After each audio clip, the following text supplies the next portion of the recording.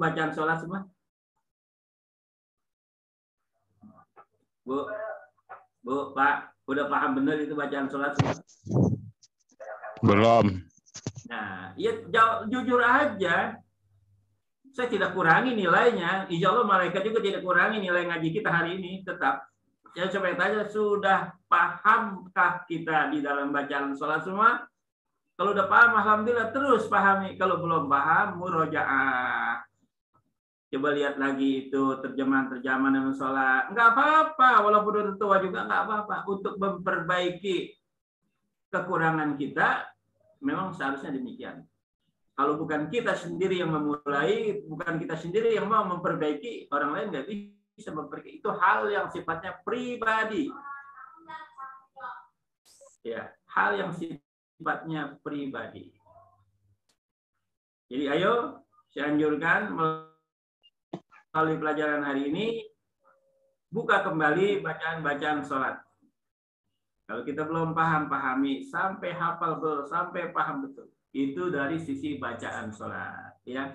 Yang pertama triknya adalah gunakan waktu khusus untuk sholat. Yang kedua bacaan-bacaan sholat itu sendiri yang mesti kita pahami. Itu minimal 2, saudara. Minimal 2. Kalau pakai bahasa tambahan lagi, ta'zim. Artinya ta'zim, hormat. Di dalam sholat sendiri ada ta'zim kepada Allah. Pakaian kita ya mesti yang bersih. Kita mau acara hadir di dalam resepsi pernikahan, ada yang pakai jas, ada yang pakai batik. Ada pokoknya bajunya bersih yang bagus lah. Kira-kira kalau baju kita robek, kita pakai nggak tuh hadirin acara pernikahan? Ya, nggak dipakai. Kalau baju kita udah lama, udah 3 hari, masih kita pakai lagi nggak? Enggak. Kira-kira pakai kaos oblong aja atau kaos singlet aja bisa nggak itu sholat? Enggak bisa. Iya. Kalau kita kondangan mau ketemu orang aja kita pakai rapi, giliran sholat pakai kemben doang, atau kemben? Cuma pakai pakai kaos singlet doang sholat. Nah, belum ta'zim namanya. Bagaimana mau khusyuk? Kita mau berhadapan di hadapan Allah. Kita memohon kepada Allah. Sholat itu adalah hubungan antara manusia kepada Allah. Sedekat-dekatnya hubungan manusia kepada Allah melalui sholat.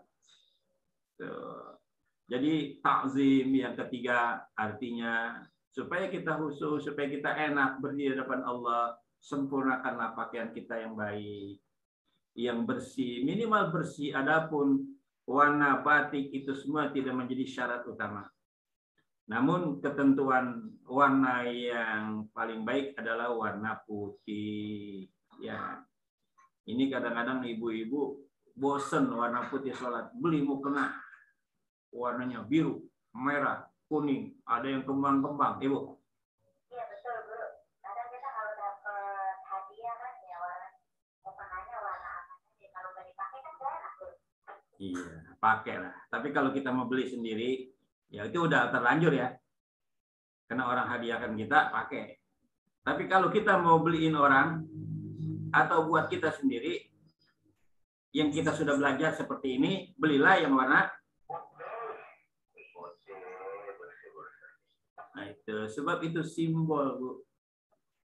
Menggunakan pakaian putih bukan sekedar sunnah yang Rasulullah anjurkan kepada kita, tapi simbol kebersihan. Orang Islam mesti bersih. Bersih lahir dan bersih batin. Kalau lahirnya sudah kelihatannya bersih, batinnya juga harus bersih, kan pada pelajaran Allah.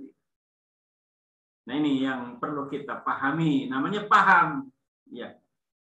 Jadi paham sama bisa, biasa sama terbiasa berbeda, Saudara. Ya. Saya capek pegang ini itunya. Jadi saudara-saudara sekalian, tuh.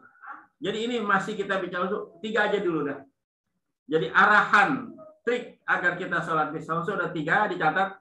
Nanti kalau ditanya, ya mesti dihafal. Yang pertama, gunakan waktunya sediakan waktunya untuk sholat. Adapun menitnya berapa masing-masing kebutuhan. Yang kedua, pahami bacaan-bacaan sholat.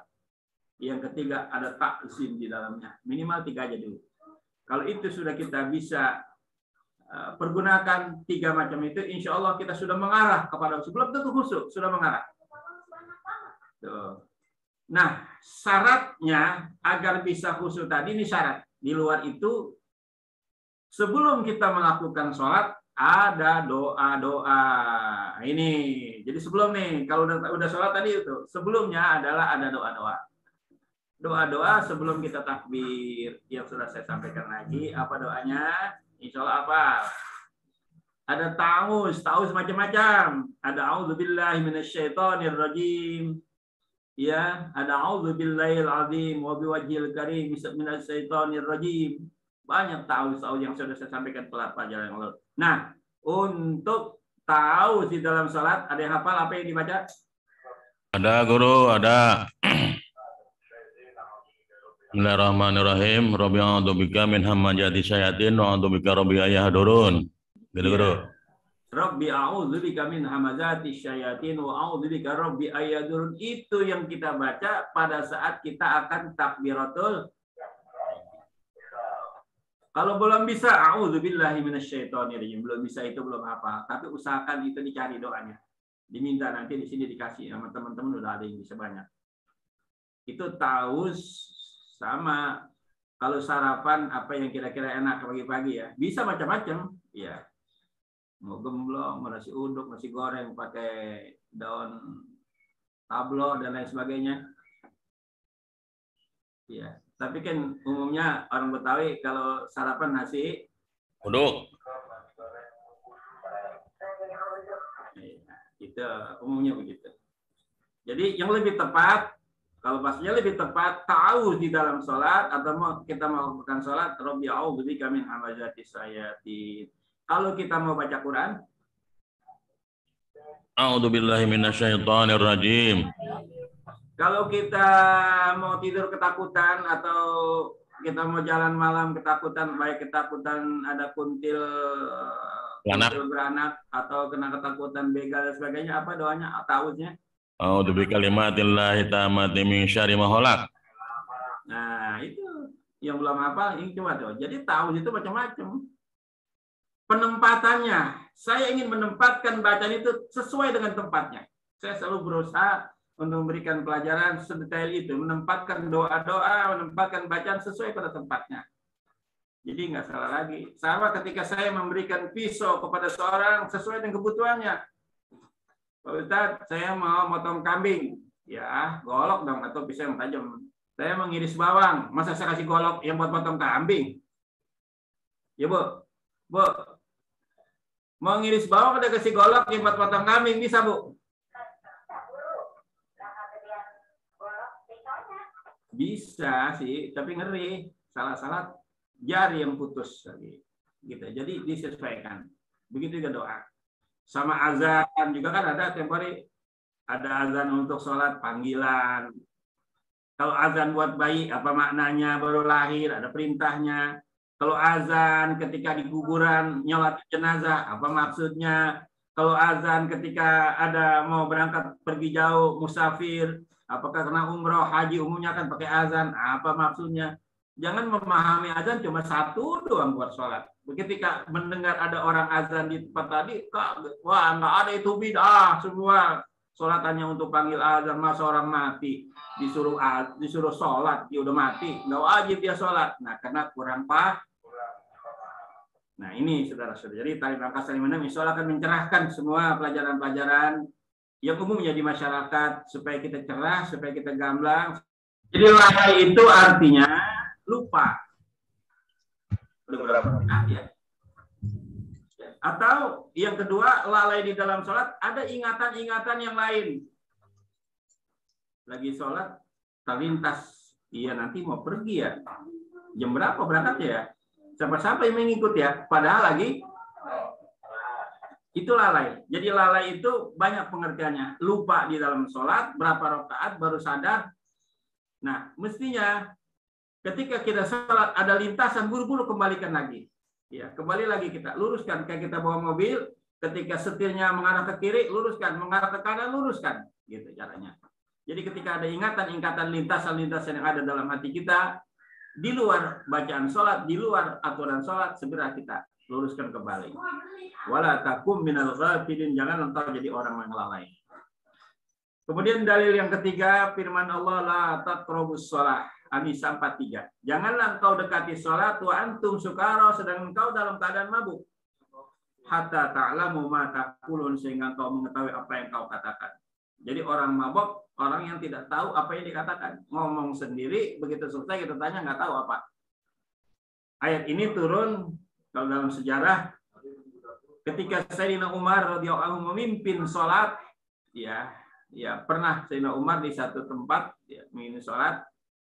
Kemudian masih ayat itu belum soal mabok dulu bagi di orang Arab. Mabok itu adalah merupakan satu kebesaran. Suatu semua orang-orang itu kalau nggak mabok rasanya nggak enak. Tiap rumah itu di depan ada drum yang isinya minuman keras Arab. Jadi kalau datang kita minum dulu sebelum kita masuk ke rumah, sendok dulu itu minum, baru masuk ke rumah. Itu di Arab dulu. Sehingga ketika Islam datang di bawah Rasulullah SAW bertahap. Nah, masih sholat sudah dimulai, kewajiban sholat sudah. Nah, Sayyidina Umar pernah sholat, baca surat Qul ya ayyuhal kafirun, nggak selesai, balik ke situ juga. Akhirnya turun ayat ini yang menjelaskan kalau sholat itu janganlah mabok. Akhirnya mabok dihentikan. Sampai ayat turun An-Nahl 99 yang menjelaskan janganlah engkau melakukan mabok lagi, karena mabok itu ada dosa yang besar dan sebagainya. Nah, saat itulah karena orang yang mabok tidak tahu apa yang dikatakan. Wala taqrabus sholata wa antum, jangan engkau sholat sedang engkau dalam keadaan mabok. Nah, kalau sekarang memang kita nggak mabok, ya, kita nggak minum minuman keras, nggak narkoba, tapi memungkinkan juga kita tidak ingat di dalam sholat, lupa lalai di dalam sholat, itu pun kita harus segera persiapkan dengan skala doa-doa, dengan bacaan-bacaan dan sebagainya. Dalil yang ketiga, saudara-saudara, yanzurullahu ila sholati malam yahdurir rajulu fiha qalbahu ma'a badani. Allah tidak melihat, tidak memandang sholat seseorang selama hatinya tidak khusyuk, hatinya masih kemana-mana. Sekarang kita bayangkan, kalau orang bicara sama kita, dari rumah dia datang bicara sama kita, sampai di depan kita bicara, tapi matanya kemana-mana, mukanya kemana-mana. Kira-kira gimana kira-kira? Pak, Bu. Orang bicara di depan kita, ya, tapi matanya, mukanya arahnya kemana-mana, bukan menghadap kita. Kira-kira bagaimana? Iya, nggak apa-apa. Ini orang bicara kok matanya kemana. Kalau kita bicara, hadapkan orangnya. Pak, saya. Nah, kita juga hadapkan muka kita. Apa maksud ucapan dia, apa maksud kedatangan dia. Pertama-tama saya hadir untuk silaturahim. Ya, alhamdulillah. Keluarga sehat ya, sehat semua keluarga sehat. Yang kedua, kedatangan saya kemari ya untuk mengundang. Mengundang apa? Besok hari Selasa kalau sempat kita sama-sama mancing. Umpamanya begitu, umpama. Umpama, hadapkan muka kita kepada orang yang kita undang, kita beritahukan, yang diberitahukan juga insya Allah tahu. Oh iya, alhamdulillah, umpamanya begitu, jelas. Kita lanjut kembali. Jadi jangan kita melakukan sholat dalam kondisi kita mabok, dalam kondisi kita belum memahami apa yang kita baca. Nah, kalau kita artikan begitu, sukaro belum paham kita baca, nah kita tidak bisa sholat jadinya. Jadi ayat ini menegaskan kepada kita la taqrabus sholata wa antum sukara, jangan dekati salat sedangkan kau mabok. Karena arti mabok orang yang belum paham apa yang dia baca dan tidak tahu dia apa yang dia baca. Mana sukara sekarang ini adalah, kalau kita artikan, ayo segera kita pahami bacaan-bacaan salat kita agar kita tidak termasuk ini ayat sukaro. Allah akan melihat seseorang selama sholatnya khusyuk. Tapi ketika dia tidak khusyuk, ketika dia berpaling hatinya kepada selain Allah, Allah tinggalkan. Allah tidak lihat lagi sholat kita. Artinya Allah tidak terima. Na'udzubillah min dzalik. Kemudian Nabi bersabda, "Idza shallaita sholatan fasalli salatan muwadda'in. Ay muwadda'in li nafsihi, muwadda'in li hawahu, muwadda'in li umurihi, sa'ira ila maulahu. Apabila engkau sholat, sholatlah dengan sholat yang muwadda', sholat yang meninggalkan. Tinggalkan semua urusan duniawi, urusan umur, urusan persoalan apa aja, tinggalkan semua. Jadikan diri kita seluruhnya. Jadikan diri kita seluruhnya full. Hati kita, badania kita menghadap kiblat, menghadap Allah Subhanahu wa taala. Makanya syarat sahnya salat itu diantaranya menghadap kiblat. Syarat bukan rukun ya, syarat. Sebelum kita salat, kalau rukun sudah kita melakukan salat. Syarat sahnya salat, wudu, masuk waktu, menghadap kiblat, berpakaian yang bersih, itu syarat. Jadi sebelum kita salat kita harus siapkan itu semua. Nah, menghadap kiblat adalah simbol kita menghadap Ka'bah. Maknanya adalah ingat pada Allah Subhanahu wa taala. Hadisnya muwadda'in li nafsi, muwadda'in li hawahu, muwadda'in li umurihi. Jadi semua kita tinggalkan semua urusan aktivitas kita duniawi 100%, 1000%, bahkan hanya waktu kita untuk sholat, bacaan kita untuk sholat dan sebagainya. Nah, demikian para jamaah sekalian, sudah lebih 5 menit, biasanya saya sampai jam 6 saja, sudah lebih 5 menit, mudah-mudahan kita pahami. Sampai sini dulu aja, Pak Sur ditutup Zoom-nya, nanti baru kita lanjutkan dengan beberapa pertanyaan. Saya kira karena ini masalah bab sholat, insya Allah banyak pertanyaan. Demikian, wassalamualaikum warahmatullahi wabarakatuh.